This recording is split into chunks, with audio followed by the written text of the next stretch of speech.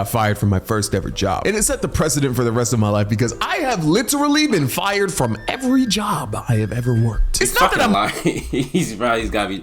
I've been fired once. I'll tell y'all about that later, bro. A bad employee. It's just that sometimes I really don't be locked in. The thing is, the way my brain works is something either 100% has my attention or it doesn't have it at all. Like I'm either putting your fries in the bag with maximum efficiency or doing this. How's my form? How's my form, bro? Shoot, I failed. Okay.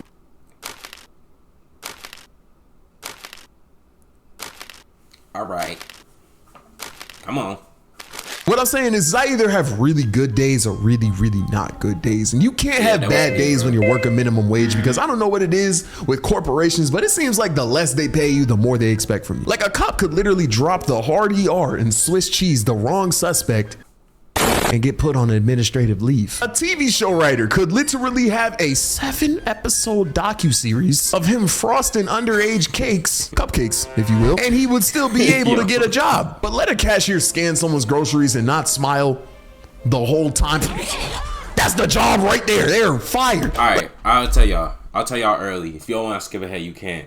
How I got fired from working at Starbucks, I was working at Starbucks for 17 months, bro. And there was a shift manager I low-key, had beef with. Sometimes we was cool, and then sometimes they would just crash out on me and make me clean the bathrooms whenever I made her upset or some shit. I decided to stay. I was supposed to leave at 2:30. I was still there at 2:45 so I could help out, bro. And I start getting cussed at about go check the bathrooms and shit. So I walk over to the bathrooms and they're like, nah, don't check the bathrooms. Come back to the oven because you got to make some shit. And she was literally crashing out on me. And all I said over the mic was, calm the fuck down. That's all I did. I said, calm the fuck down. I didn't even say it to the drive-through mic. I just said it on the mic where everybody else, talks. I just told her to calm the fuck down. But one of the people on the headset didn't even work at our store. She was just, volunteering. And she fucking reported me, bro. And I got fired. Mind you, and when I was talking to the actual manager, I'm like, bro, you hear people say worse shit all the time, bro. People say shit that's way fucking worse over the headset. But I say one motherfucking thing. I tell somebody to calm down one time and I'm fired. Like if a Chick-fil-A manager catches their minimum wage employee not saying my pleasure, they are getting hit with a freaking hollow purple, bro. They're done. I say all of that to say I was a great employee. I just made a couple of mistakes. And with minimum wage jobs, that's all it takes to get fired.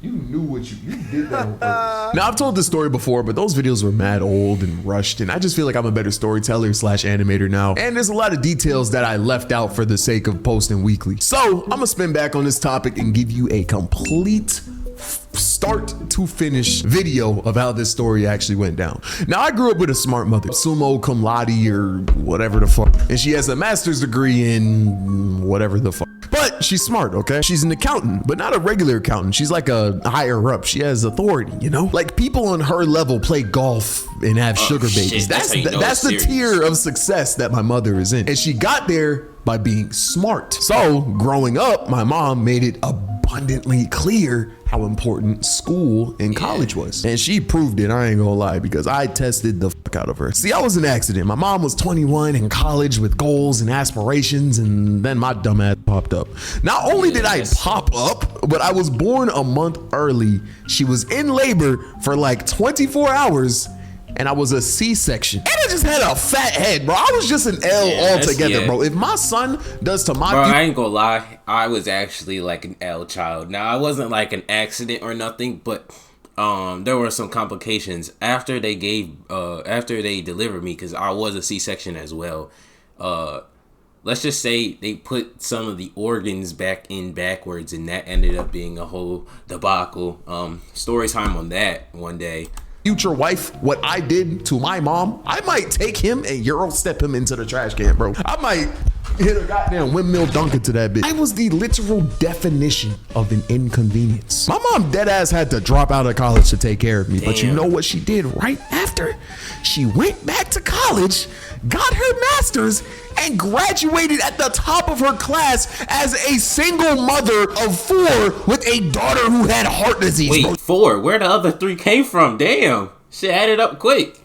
Hey, shout out moms though. That's a genius. WIQ. She is the literal definition of and I genuinely aspire to have a fraction of the work ethic that she's to my mother, and how much of her success story I witnessed firsthand. So growing up in my head with the mother that I had, I knew I was going to college. And to be honest, the thought of going excited me. If you asked child me what he thought he was going to be doing in the future, it was definitely going to be some type of office job. I wanted to be a teacher until I realized they get paid in pennies. I wanted to be a graphic designer, but then I realized they get paid in Instagram shout outs. But then I finally decided what I wanted to be, and it was an architect, which made sense because, you know, I grew up drawing and the concept of designing buildings seemed interesting to me. And shoot, I'd get to do something that involves math just like my mother. So I was headed into my senior year of high school with a genuine idea of what I wanted to do, and it was all looking good until I realized math is actually ass, bro. Like, my brain genuinely cannot understand it.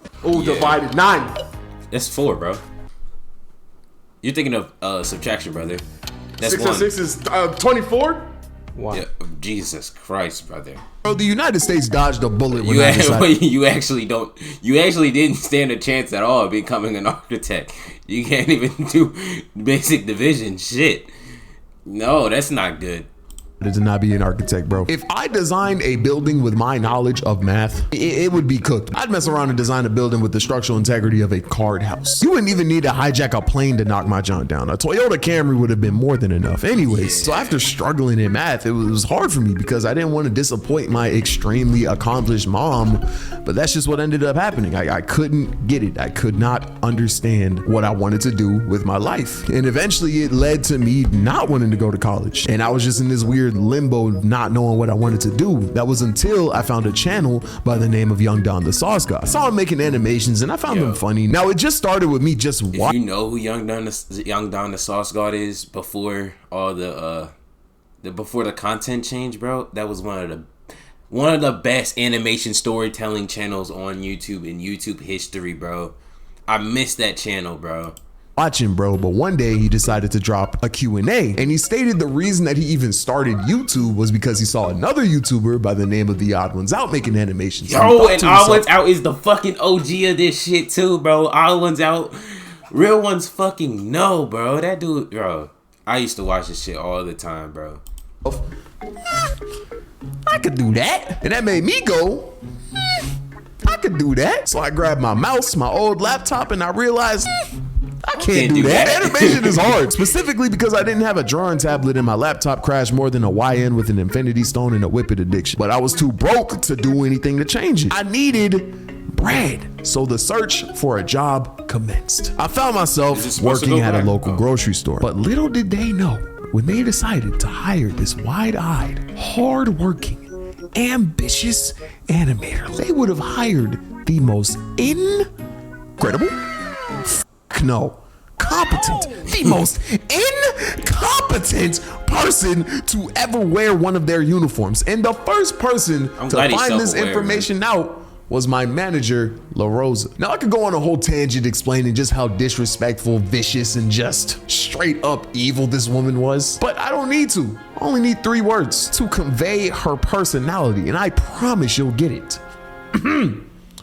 Short, bitter, and old. Anyone who has dealt with someone who has those 3 traits already knows the type of person La Rosa was, bro. And you know just how toxic it can get. But if you're thinking to yourself, man, he tweaking like shit, man. He wasn't eating that bad for 1. You have a nuclear family and a trust fund. Stop talking like that. 2, I'm gonna add another trait up there just to seal the deal. Racist, bro. La Rosa was racist as hell. Openly, by the way. One of my early impressions of her was this. So when I decided to get a job to pursue YouTube, once again, I knew I wasn't going to college. And obviously my mother did not approve. So I got kicked out, and it was a whole thing. I can make a video about that by itself. But when I got kicked out, I ended up moving in with a high school friend of mine, Jake. Him and his family were all pitching in to get a new apartment, and he told his mom about my situation. And if I I paid rent, they would let me stay with them. So it was me, Jake, his mom, his sister, and his younger brother.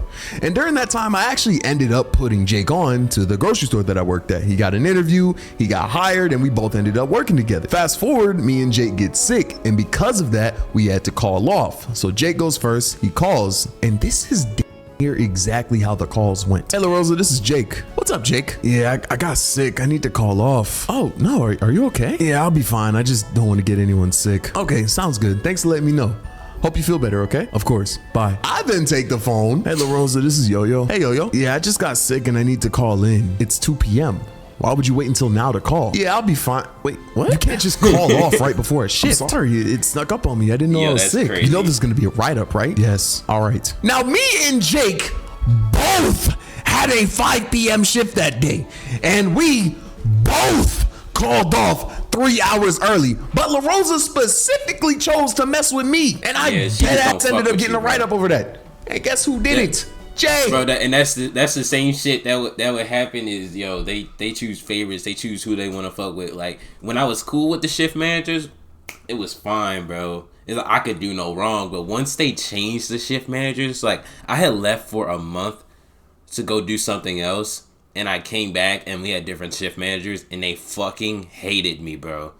They fucking hated me, bro.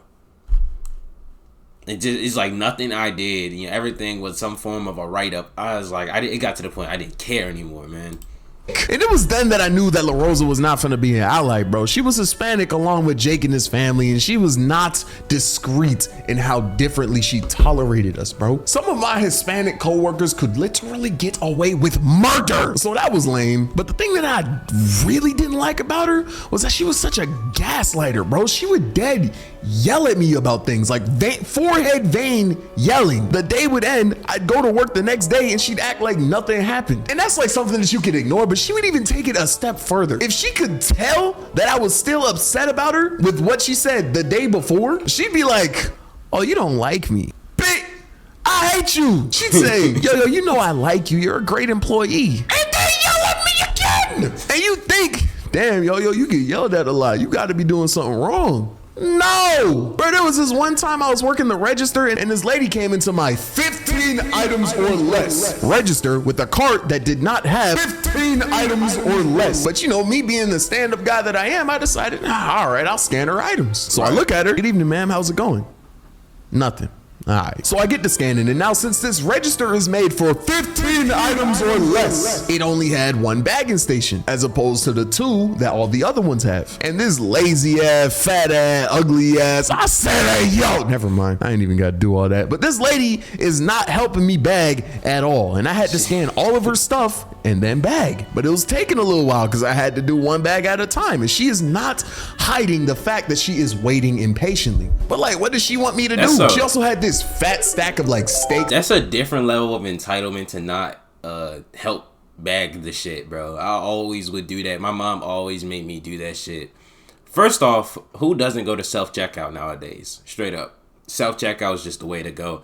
And second off, it's like, bro, to get mad at somebody when you came to a 15 item and less, it's like, yo, the thing I hate about retail or like the food service industry is the other person could be completely in the wrong, right?